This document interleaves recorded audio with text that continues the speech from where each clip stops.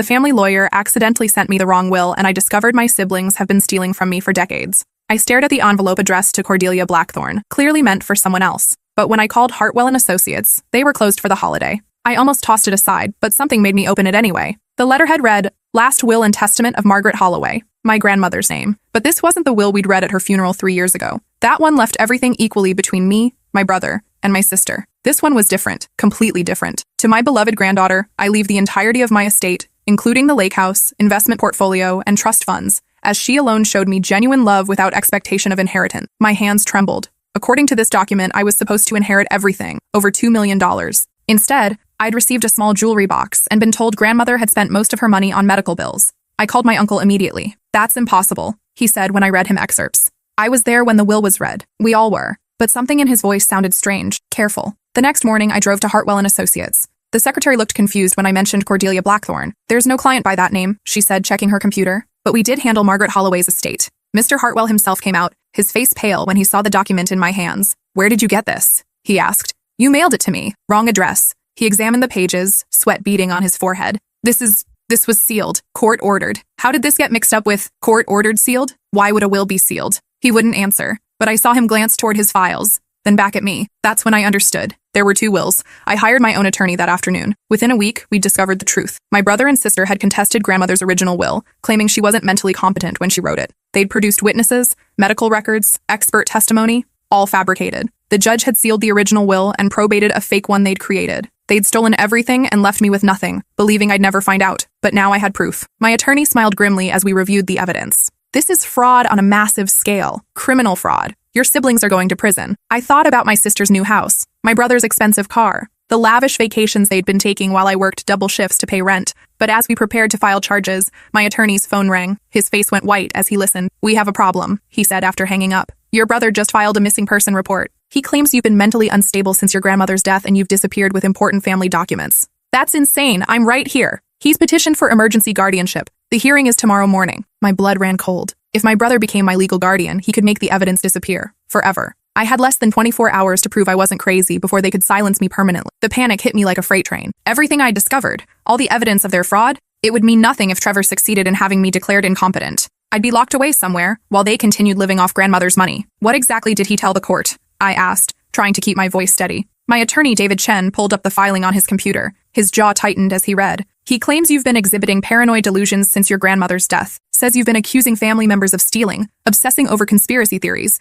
and now you've stolen confidential legal documents and disappeared for 3 days. 3 days? I've been staying at the Marriott downtown. I have receipts." "That's good. We'll need those." He kept reading. "He's provided statements from your sister, your uncle, and..." His face darkened. "Someone named Dr. Patricia Hendricks." I felt sick. I've never heard of her. "According to this, you've been her patient for 6 months. She's diagnosed you with paranoid personality disorder and recommends immediate psychiatric evaluation." The room spun. They'd thought of everything. Not only had they forged a will and bribed witnesses, they'd created an entire medical history to make me look insane. "David, what are our chances?" He closed the laptop and looked at me directly. "Without additional evidence? 50-50. Maybe less. Trevor's a respected businessman, your sister's a nurse, and they've got a psychiatrist backing their claims. All we have is a will that was supposed to be sealed and your word against theirs." I thought about my grandmother's last days, how I'd been the only one to visit her regularly, how Trevor and Miranda had suddenly become attentive once she got sick, bringing flowers and staying for photos but leaving when the real caregiving began. "There has to be more," I said. "People don't just fabricate medical records and forge legal documents without leaving a trail."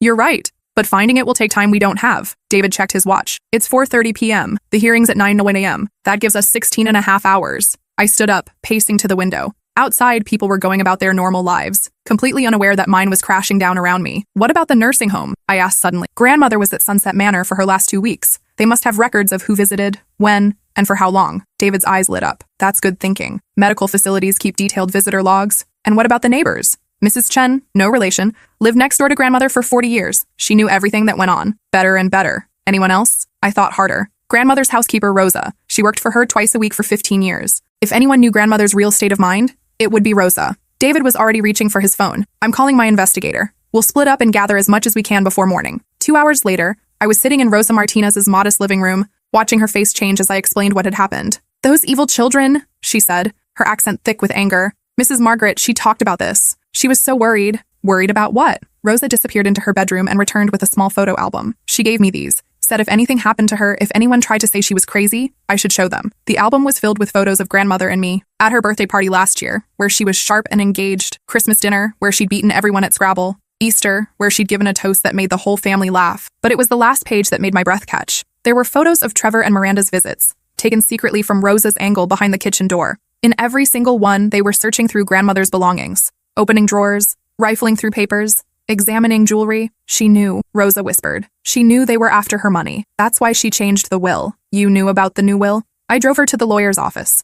Mr. Hartwell, the young one, not the father. She made me promise to tell no one, but now, Rosa's eyes filled with tears. She said Trevor and Miranda only loved her money, but you loved her. I was crying too now. Did she seem confused to you? Mentally unstable? Rosa snorted. Mrs. Margaret was sharper than people half her age right until the end. She read 3 newspapers every morning and did crossword puzzles in pen. The last week, she kept saying, Rosa, they think I'm a fool, but I know what they're planning. I left Rosa's house with copies of the photos and her promise to testify. My phone rang as I got to my car. Bad news, David said. Sunset Manor's administrator is refusing to release visitor logs without a court order. Says it's protected patient information. What about Dr. Hendricks? That's the interesting part. She exists, and she does work in psychiatric evaluation, but her office says she's been on medical leave for the past 4 months. Stress-related breakdown. My stomach dropped. So she couldn't have been treating me. Exactly. Someone's been using her credentials. We need to find out who. I drove to Dr. Hendricks' office building, a sleek medical complex downtown. The directory showed her suite number, but when I got there, the office was dark. A cleaning lady was vacuuming the hallway. Excuse me, I called. Do you know anything about Dr. Hendricks? The woman stopped and looked at me suspiciously. You family? I'm trying to find out about some medical records. She glanced around, then lowered her voice. Poor woman. Had a nervous breakdown after her husband died. Haven't seen her in months. She paused. But that other woman's been coming around. What other woman? Blonde lady? Real fancy clothes? Says she's Dr. Hendricks' partner, handling her patients while she's away. But I never seen her before the doctor got sick. My heart pounded. Can you describe her? Pretty, maybe 40. Drives a white BMW. Real bossy, always on her phone talking about moving patient files. It sounded like Miranda. I called David immediately. My sister's been impersonating Dr. Hendricks. The cleaning lady can identify her. Jesus, this keeps getting worse. But it's also getting better. For us, I mean. The more elaborate their conspiracy, the easier it is to unravel. What else did you find? Your uncle's finances are interesting. 3 years ago, right after your grandmother's funeral, he made a cash deposit of $350,000. Then your brother deposited $400,000, and your sister got $380,000. They split grandmother's liquid assets immediately. Looks like it. But here's the really interesting part. They used some of that money to pay a law firm called Morrison & Associates.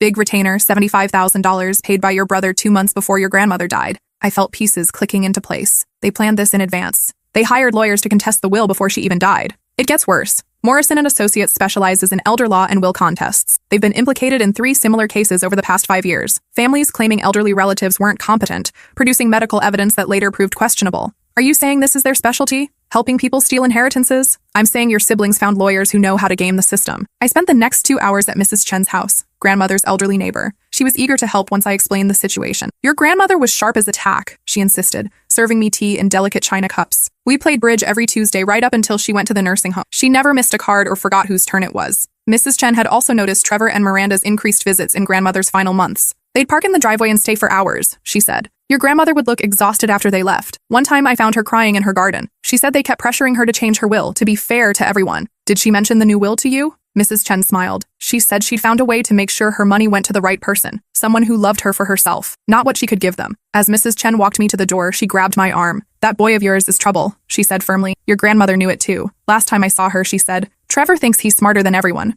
but he's about to learn otherwise. By midnight, David and I were back in his office, surrounded by documents, photos, and notes. We had enough evidence to prove the conspiracy, but the guardianship hearing was in 9 hours. Here's our strategy, David said. We go on the offensive. Instead of just defending against their claims, we expose the entire fraud, force them to answer questions they're not prepared for. What if the judge doesn't believe us? Then we demand a psychiatric evaluation for you. Any real doctor will confirm you're completely competent. Meanwhile, we'll have time to gather more evidence. I barely slept that night, going over every detail, every piece of evidence. At 6 a.m., my phone rang. It was Rosa. Mija, I remembered something important. Your grandmother, she recorded videos. What kind of videos? On her iPad. She said if anything happened to her, the videos would prove she was thinking clearly. She gave me the iPad to keep safe. I was already getting dressed. Rosa, this could save everything. Can you meet me at the courthouse? Sigh. I'll be there. At 8:30 a.m., I sat in the courthouse hallway with David, Rosa, Mrs. Chen, and the cleaning lady from Dr. Hendricks' building. On the other side, Trevor and Miranda sat with their attorney, a sharp-faced woman in an expensive suit. Trevor looked confident, almost smug. Miranda kept checking her phone. Neither of them had noticed Rosa, who was sitting quietly with her purse clutched tightly in her lap. All rise, the bailiff called. Judge Morrison, no relation to the law firm, was a stern-looking woman in her 60s. She reviewed the file while we waited. "This is a petition for emergency guardianship," she began.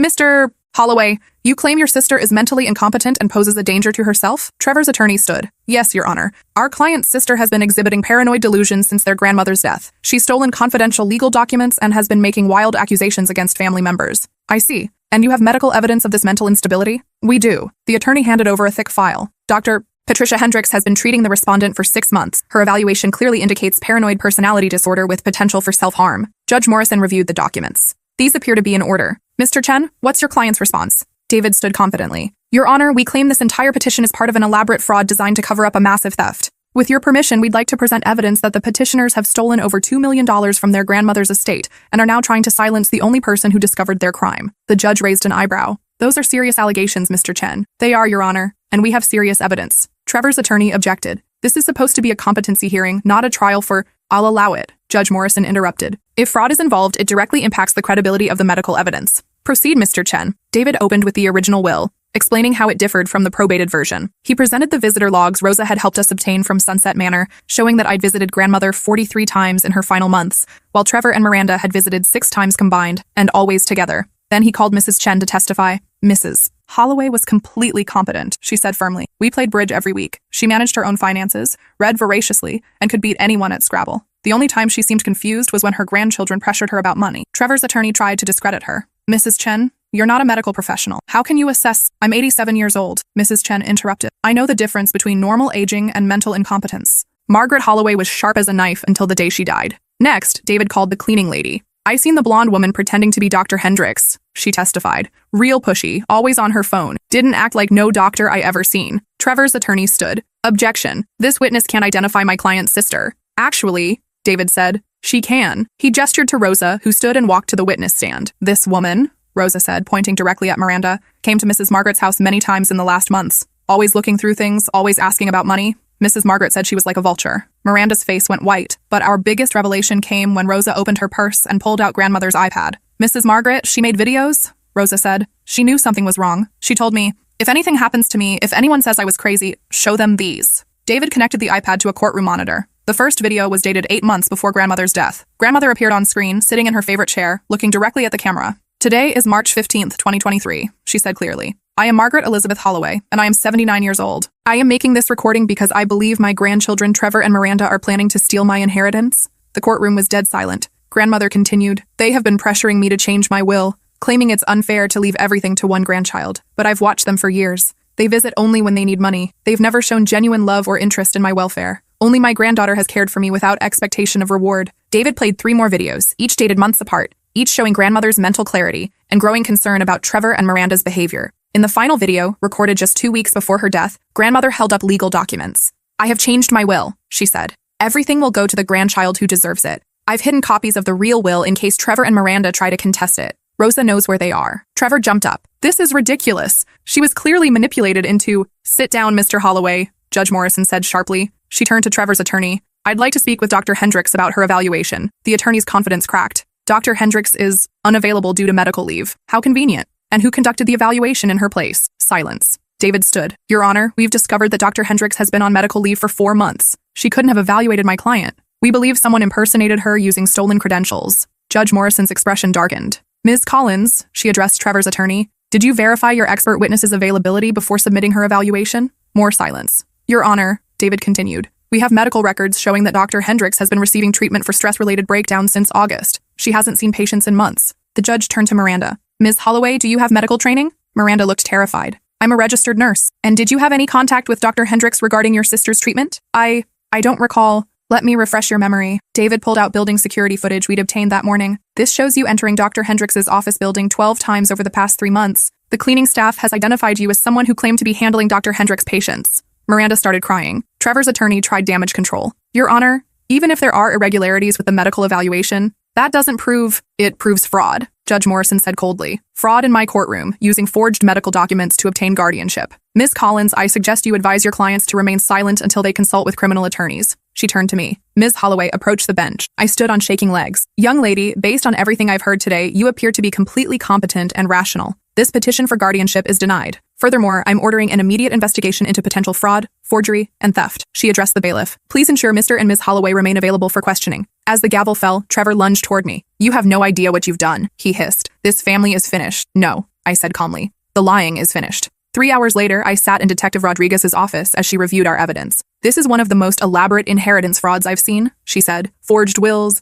impersonated medical professionals, fabricated psychiatric evaluations. Your siblings are facing serious prison time. What happens now? We've frozen all their assets pending investigation. The DA's office is filing charges for fraud, forgery, theft, and conspiracy. We're also looking into Morrison and Associates. If they've done this before, we want to shut them down. That evening, I finally checked into a real hotel instead of hiding out. David called around 8 p.m. More good news, he said. We found the original will's backup copies exactly where your grandmother said they'd be, in her safety deposit box. The bank confirmed she was the only one with access. And the money? Most of it's still recoverable. They spent about $300,000 combined on houses and cars, but the bulk of the estate was in investments they couldn't liquidate quickly. 2 weeks later, I stood in grandmother's house, my house now, reading a letter she'd left with her attorney. My dearest granddaughter, it began. If you're reading this, it means my worst fears came true. Trevor and Miranda tried to steal what rightfully belongs to you, but I've spent months preparing for this possibility. Every document, every recording, every piece of evidence you need to prove the truth has been carefully preserved. The letter continued. I've watched you care for me without expecting anything in return.